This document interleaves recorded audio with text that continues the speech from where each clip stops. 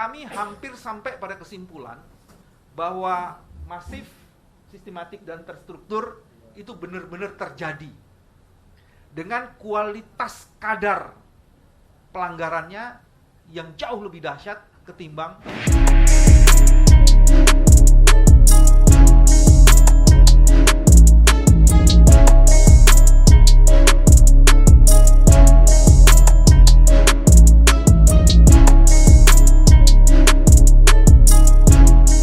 Allah. Apa yang dilakukan oleh Amin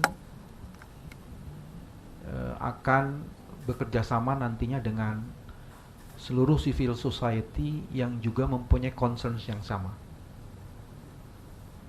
Ada kawal pemilu, ada jaga suara rakyat, ada kecurangan pemilu.com.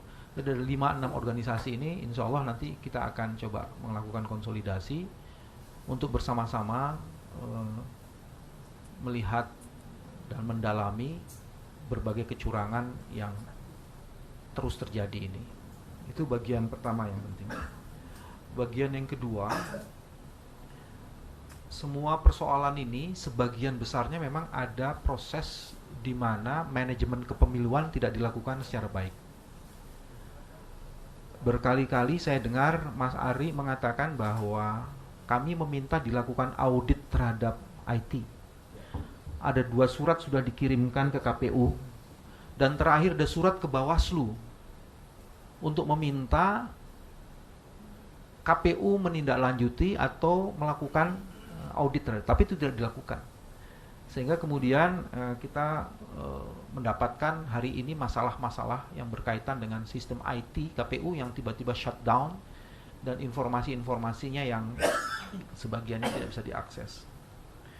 Yang ketiga, kalau kemudian semua bentuk kecurangan itu dikategorisasi, sebenarnya ada 3. 1, seluruh kecurangan yang berkaitan dengan angka, dengan elektoral. Tadi dijelaskan, Mas Amin menjelaskan, sebagiannya Mas Ari menjelaskan. Ada yang berupa kekhilafan, ada yang berupa kesengajaan. Itu semuanya angka. Sebagai contoh, saya kebetulan untuk luar negeri, saya masuk di Malaysia, saya masuk di Kinabalu, dan di situ ada angka yang fantastis, Mas. Saya masih ingat tuh, nomor 1 kalau tidak salah cuma dapat 22, nomor 2 dapat 77, nomor 3 dapat 36. Itu di C1, tapi di C hasilnya nomor 1 alhamdulillah 22, nomor 2 8.077, dan nomor 3 80.032. 80.000, Mas. Jadi kebayang itu, angka itu fantastis sekali. Tapi yang menarik, begitu angka itu dikeluarkan, KPU buru-buru kemudian melakukan revisi. Nah, lagi-lagi sebenarnya bisa jadi kecurangan itu tersebar, berserak, dan luar biasa. Jadi angkanya tuh nggak main-main. Kalau tadi yang diceritakan tuh baru 100, 200, 500. Ini ada yang ribuan dan puluhan ribu, nggak masuk akal. Ketidakwarasan itu terjadi dalam angka. Yang kedua sebenarnya yang menarik adalah angka yang kemudian masuk itu sebenarnya tidak bisa memuat kecurangan-kecurangan sebelumnya. Kalau money politik itu juga terjadi nih.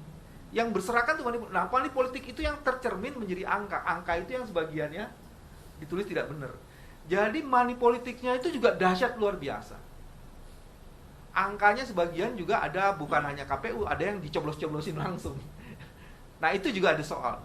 Nah, yang ketiga yang tadi Mas Adi sebagian besar mengatakan, itu adalah soal lembaga penyelenggaranya.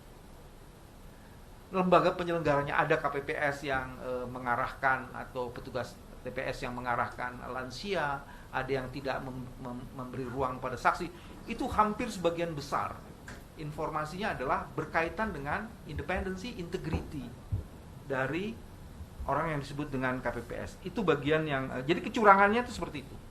Nah, kalau kemudian ini diletakkan kepada cita-cita Amin, semuanya itu mendorong pada satu kesimpulan, kuantitas itu tidak berbasis pada kualitas penyelenggaraan pemilu.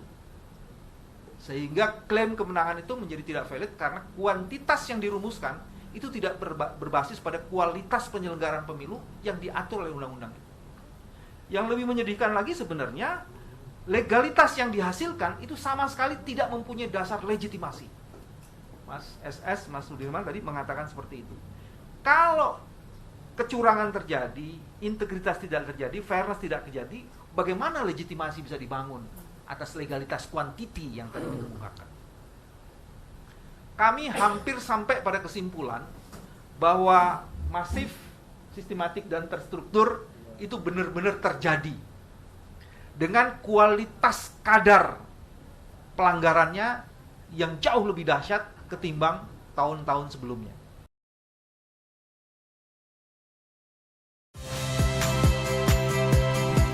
Saya Liviana Cerlisa. Saksikan program-program Kompas TV di siaran digital, pay TV, dan media streaming lainnya.